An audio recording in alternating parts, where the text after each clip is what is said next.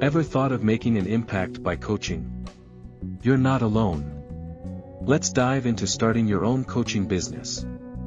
The coaching industry is booming. From life coaches to business gurus, the demand is skyrocketing. So, what's coaching? It's guiding individuals to realize their potential and achieve their goals. Not all coaching is the same. There's life, business, health coaching, and more. Find your niche. Initial steps. First, self-assess. What's your expertise? Passion? This will shape your coaching path. Next, get trained. While not always mandatory, certifications can boost credibility and skills. Draft a business plan. Detail your target audience, pricing, and marketing strategies. Consider creating a legal entity, like an LLC. It helps in separating personal and business finances.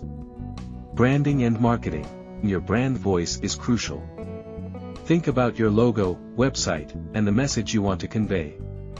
Social media is your friend. Start by sharing valuable content and engaging with your audience.